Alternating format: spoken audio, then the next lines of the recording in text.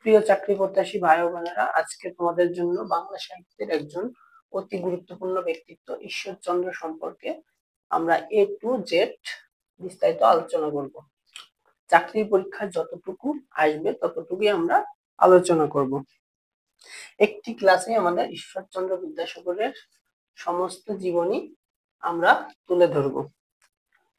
দেখো, ঈশ্বরচন্দ্র বিদ্যাসাগরকে আমরা দুইটা পার্টে ভাগ করছি। একটা হচ্ছে তথ্য কণিকা, যেখানে আমরা ঈশ্বরচন্দ্র বিদ্যাসাগরের সাধারণ যে তথ্যগুলো আছে ঈশ্বরচন্দ্র সম্পর্কে সেইটা এক সাইডে রাখবো। আর একটা হচ্ছে তার সাহিত্যকর্ম।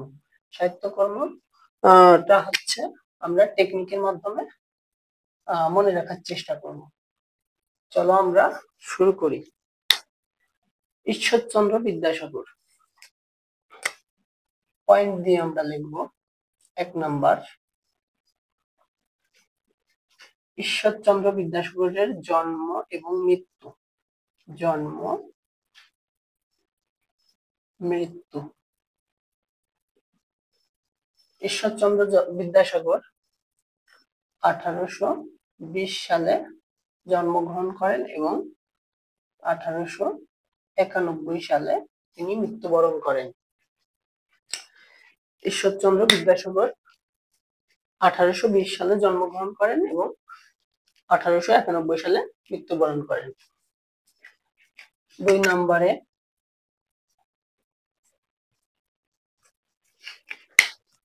নম্বরে হচ্ছে ঈশ্বরচন্দ্র বিদ্যাসাগরের উপাধি।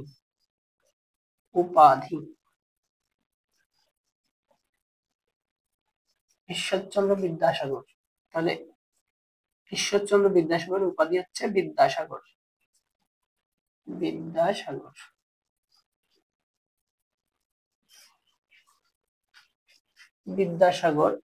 1819 সালে সংস্কৃত কলেজ কর্তৃক। তাহলে ঈশ্বরচন্দ্র বিদ্যাসাগরকে 1819 সালে সংস্কৃত কলেজ কর্তৃক ওনাকে বিদ্যাসাগর উপাধিতে ভূষিত করা হয়। 3 নম্বর হচ্ছে ঈশ্বরচন্দ্র বিদ্যাসাগরকে বাংলা গদ্যের জনক বলা হয়। তাহলে আমরা লিখতে পারি বাংলা গদ্যের জনক।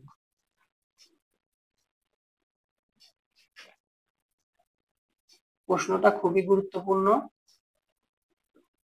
বাংলা গদ্যের জনক কে? তাহলে আমরা বলতে পারি যে বাংলা গদ্যের জনক হচ্ছে ঈশ্বরচন্দ্র বিদ্যাসাগর।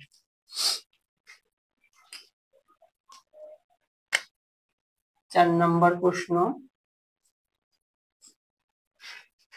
ফোর্ট উইলিয়াম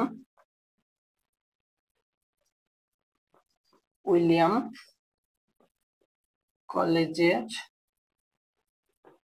প্রধান পণ্ডিত হিসেবে কর্মজীবন শুরু করেন 1841 সালে। তাহলে ফোর্ট উইলিয়াম কলেজের প্রধান পণ্ডিত হিসেবে তিনি তার কর্মজীবন শুরু করেন এবং সেটা হচ্ছে 1841 সাল। সালটা খুবই গুরুত্বপূর্ণ। ফোর্ট উইলিয়াম কলেজে প্রধান পণ্ডিত হিসেবে কর্মজীবন শুরু করেন কত সালে? 1841 সালে। এর পরবর্তী প্রশ্নটা হচ্ছে বিরাম। খুবই ইম্পর্টেন্ট প্রশ্ন, স্টার দিয়ে রাখতে পারি আমরা। বিরাম জ্যোতি চিহ্ন অথবা ছেদ চিহ্নের জনক। তাহলে বিরাম জ্যোতি চিহ্ন বা ছেদ চিহ্নের জনককে ঈশ্বরচন্দ্র বিদ্যাসাগর। আর ইনি 15টি বাংলা গদ্যে 15টি জ্যোতি চিহ্ন ব্যবহার করতেন। 15টি জ্যোতি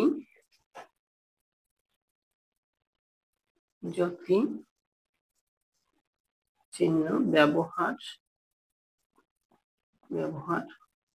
করতেন।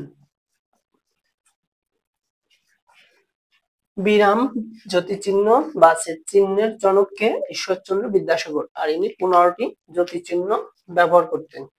প্রশ্নটি খুবই গুরুত্বপূর্ণ প্রশ্ন। বিরাম চিহ্ন বা ছেদ চিহ্নের জনককে, তাহলে বিরাম চিহ্ন, জ্যোতি চিহ্ন বা ছেদ চিহ্নের জনক হচ্ছে ঈশ্বরচন্দ্র বিদ্যাসাগর। আর কতটি জ্যোতি চিহ্ন? 15টি।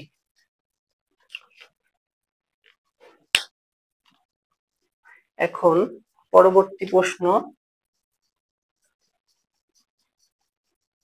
এই যে বিরাম জ্যোতি চিহ্ন বা ছেদ চিহ্ন সর্বপ্রথম কোন গ্রন্থে ব্যবহার করা হয়? সেটা হচ্ছে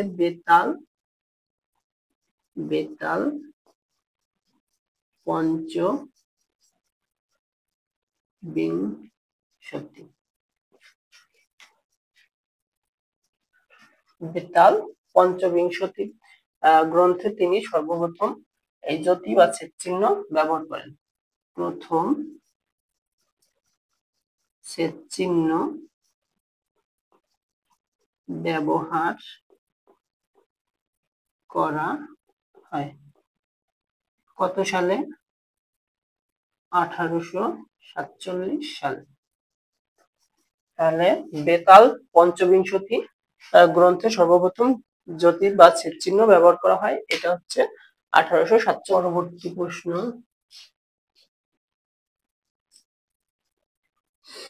নারী শিক্ষা মন্দির বেথুন কলেজ প্রতিষ্ঠা করেন। তাহলে নারী শিক্ষা মন্দির বেথুন কলেজ প্রতিষ্ঠা করেন কে? ঈশ্বরচন্দ্র বিদ্যাসাগর।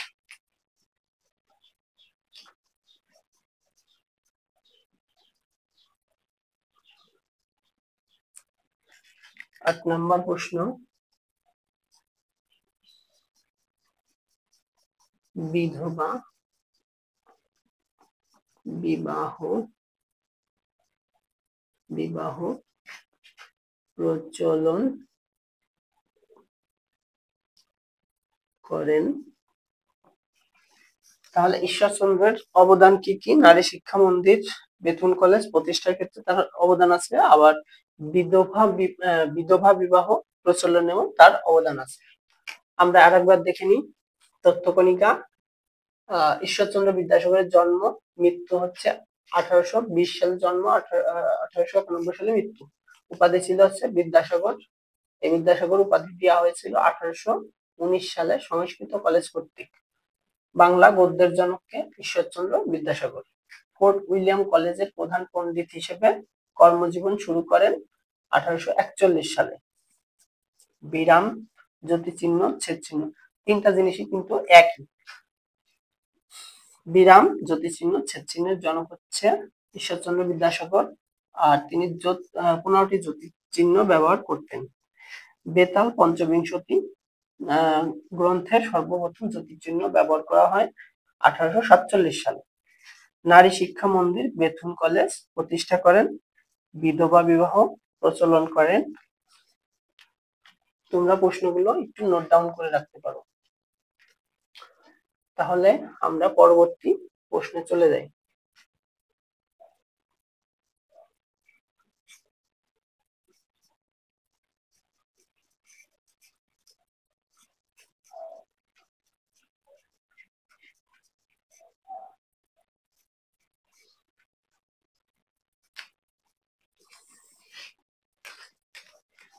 এবার আমরা 9 নম্বর প্রশ্নে চলে আসি। 9 নম্বর প্রশ্ন হচ্ছে ভ্রান্তি বিলাস। ভ্রান্তি বিলাস হচ্ছে শেক্সপিয়ারের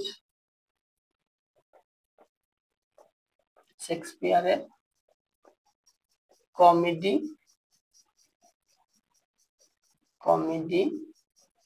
অফ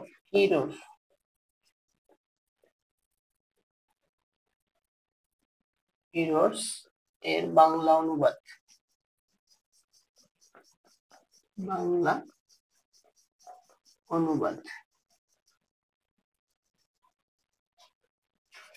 তাহলে ভ্রান্তি বিলাস হচ্ছে উইলিয়াম শেক্সপিয়ারের কমেডি অফ ইরোর্স এর বাংলা অনুবাদ। তোমরা যারা উইলিয়াম শেক্সপিয়ার সম্পর্কে কিছুটা তোমাদের ধারণা আছে, তারা এই কমেডি অফ ইরোর্স সম্পর্কে তোমরা অবগত হবে। তাহলে ভ্রান্তি বিলাস হচ্ছে উইলিয়াম শেক্সপিয়ারের কমেডি অফ ইরোর্স এর বাংলা অনুবাদ। ভ্রান্তি বিলাসের একটা ছবি আছে উত্তম কুমারের, তোমরা দেখে নিতে পারো, খুব সুন্দর মুভি। এরপরে আমরা চলে যাই 10 নম্বর প্রশ্নে।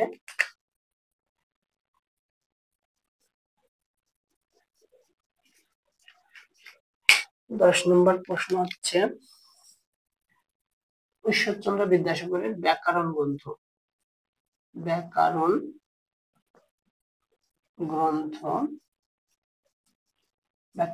হচ্ছে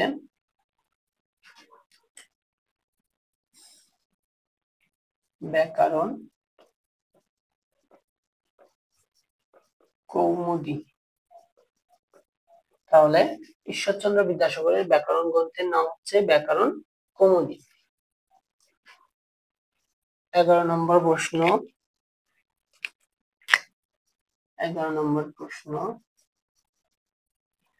দেখো, কিছু কিছু গ্রন্থের নাম আমরা শর্ট টেকনিক দিয়ে মনে রাখতে পারবো না, এই জন্য সেগুলো আমরা এখানে লিখে রাখবো, আর যেগুলো মনে রাখতে পারবো সেগুলো এই সাইডে আমরা টেকনিক দিয়ে মনে রাখবো। 11 নম্বর প্রশ্ন হচ্ছে প্রভাতী সম্ভাষণ। এটা কে লেখছে? ঈশ্বরচন্দ্র বিদ্যাসাগর।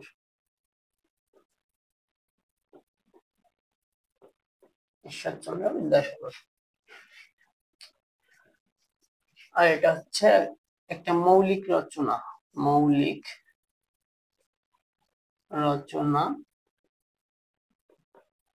আর হচ্ছে শোকগাথা রচনাও বলতে পারি আমরা, শোকগাথা রচনা।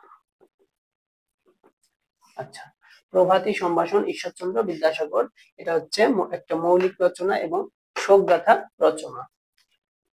পরবর্তী প্রশ্নটা খুবই ইম্পর্টেন্ট, বর্ণ পরিচয়।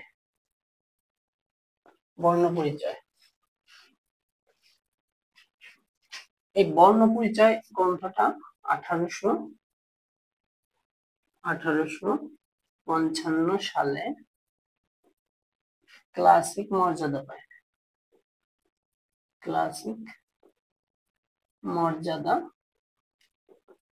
পায়। তাহলে এই প্রশ্নটা খুবই ইম্পর্টেন্ট, তোমরা এই প্রশ্নটা এখনই মুখস্থ করে ফেলো। বর্ণ পরিচয় গ্রন্থটি 1855 সালে ক্লাসিক মর্যাদা পায়। প্রশ্ন আসে বর্ণ পরিচয় গ্রন্থটি কত সালে ক্লাসিক মর্যাদা পায়? তাহলে 1855 সালে ক্লাসিক মর্যাদা পায়। একটা হচ্ছে প্রত্যুপকার নামে আরেকটা গ্রন্থ আছে,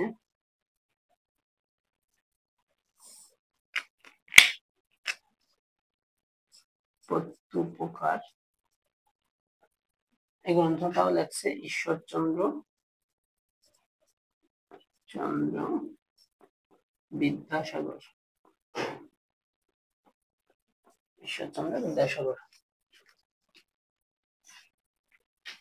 একটা হচ্ছে আখ্যান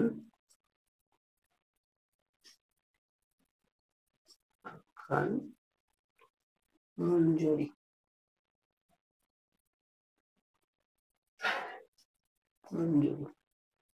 এটাও কিন্তু ঈশ্বরচন্দ্র।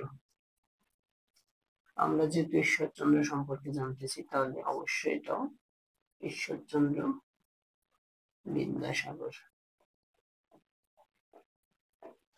আর এটাও মৌলিক রচনা, মৌলিক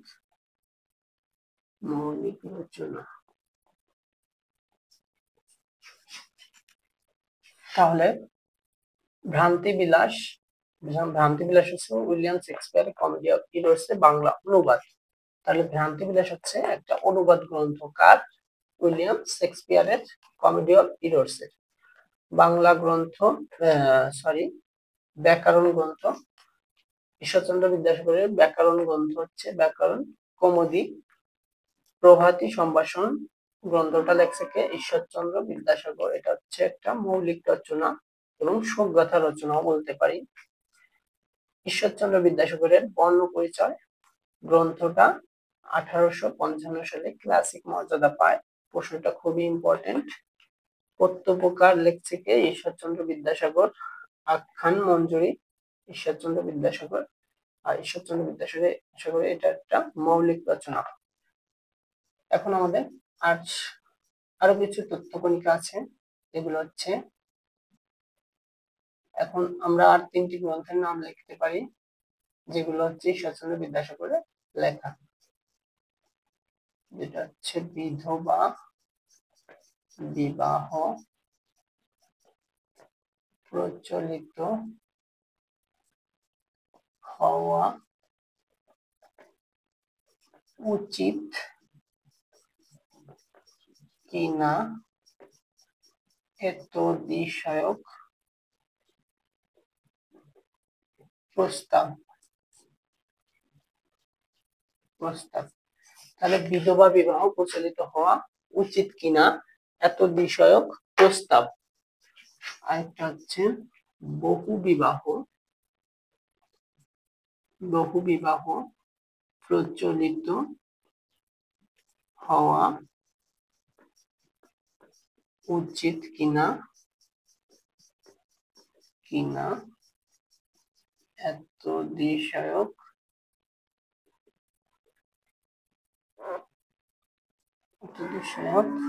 প্রস্তাব।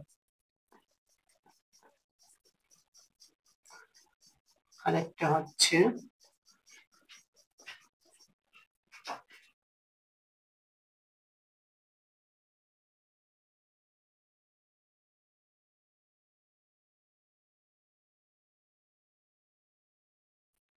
যশোহর হিন্দু ধর্ম রক্ষিণী সভা। এই 3টা গ্রন্থই ঈশ্বরচন্দ্র বিদ্যাসাগরের লেখা।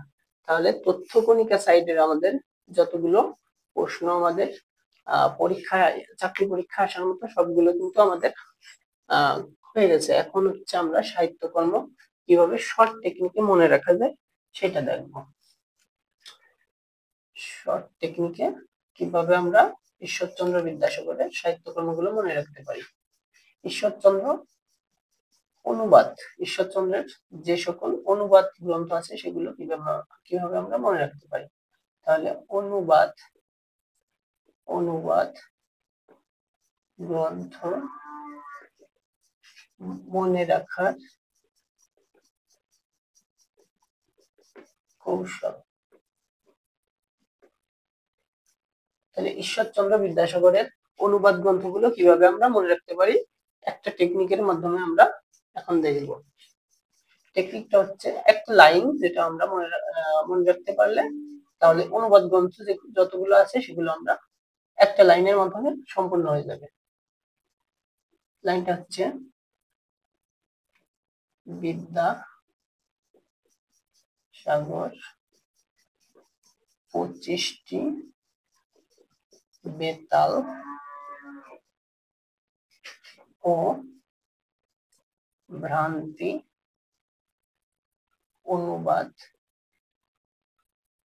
অনুবাদ শুনে শকুন্তলাকে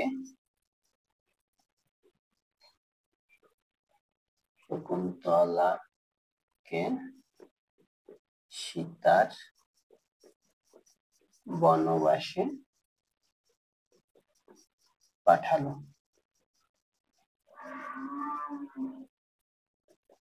তাহলে এই একটা লাইনের মাধ্যমে আমরা ঈশ্বরচন্দ্র বিদ্যাসাগরের যে সকল অনুবাদ গ্রন্থগুলো আছে সেগুলো একটা লাইনের মাধ্যমে আমরা কভার করতে পারি। যেমন অনুবাদ গ্রন্থ এগুলো, তাহলে অনুবাদ কথাটা এখানে রয়েছে, তাহলে অনুবাদ কথাটা যদি আমরা এখানে দেখি তাহলে অবশ্যই মনে পড়বে আমাদের যে এগুলো হচ্ছে বিদ্যাসাগরের, এই যে বিদ্যাসাগরের কথাটা আছে, তাহলে বিদ্যাসাগরের অনুবাদ গ্রন্থ এগুলো। একটা লাইনের ভিতর বিদ্যাসাগর আছে, অনুবাদও আছে, তাহলে অনুবাদ যেহেতু আছে তাহলে এগুলো হচ্ছে অনুবাদ গ্রন্থ কার? বিদ্যাসাগর। এখন দেখি কোনগুলো আমাদের অনুবাদ গ্রন্থ। 25টি বেতাল, তাহলে 25টি বেতাল থেকে আমরা এখানে মনে রাখতে পারি যে বেতাল পঞ্চবিংশতি।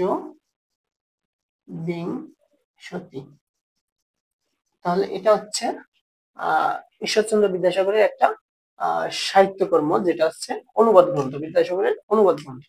25টি বেতাল, তাহলে বেতাল পঞ্চবিংশতি। এরপর আছে ভ্রান্তি কথাটা, তাহলে ভ্রান্তি থেকে আমরা মনে রাখবো ভ্রান্তি বিলাস।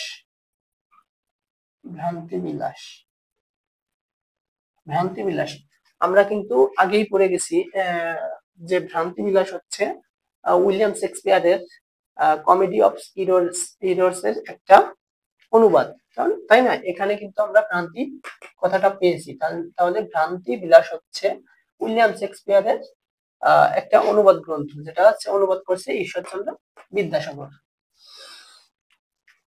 পরবর্তী গ্রন্থটা হচ্ছে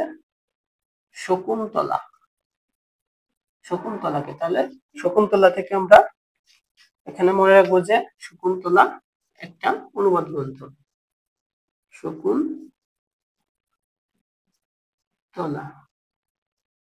শকুন্তলা কার অনুবাদ গ্রন্থ? ঈশ্বরচন্দ্র বিদ্যাসাগরের। আরেকটা আছে সীতার বনবাস।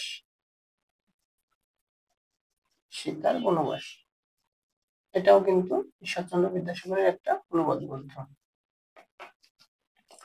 তাহলে সীতার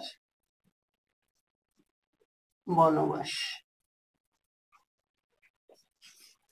তাহলে একটা লাইনের মাধ্যমে আমরা ঈশ্বরচন্দ্র বিদ্যাসাগরের অনুবাদ গ্রন্থগুলো আমরা পড়ে ফেললাম। যেমন বিদ্যাসাগর 25টি বেতাল ও ভ্রান্তি অনুবাদ শুনে শকুন্তলাকে সীতার বনবাসে পাঠালো।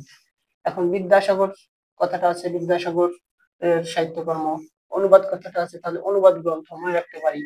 25টি বেতাল, তাহলে 25টি বেতাল থেকে আমরা মনে রাখবো যে বেতাল পঞ্চবিংশতি। ভ্রান্তি থেকে আমরা ভ্রান্তি বিলাস, যেটা হচ্ছে উইলিয়াম শেক্সপিয়ারের কমেডি অফ ইরর্স এর একটা অনুবাদ। এই প্রশ্নটা কিন্তু খুবই ইম্পর্টেন্ট, ভ্রান্তি বিলাস, ওইখানেও কিন্তু মার্ক করে দিয়েছিলাম। এরপরে হচ্ছে শকুন্তলা থেকে শকুন্তলা আর সীতার বনবাস থেকে সীতার বনবাস, সবগুলোই কিন্তু ঈশ্বরচন্দ্র বিদ্যাসাগরের অনুবাদ গ্রন্থ। পরবর্তীতে আমরা চলে যাব ঈশ্বরচন্দ্র বিদ্যাসাগরের বিদ্রূপ কৌতুক বা প্রহসনমূলক গ্রন্থ। বিদ্যাসাগর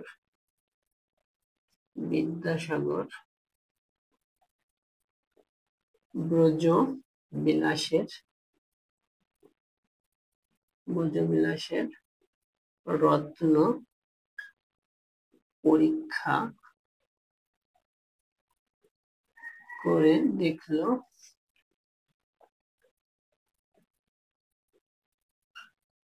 আবার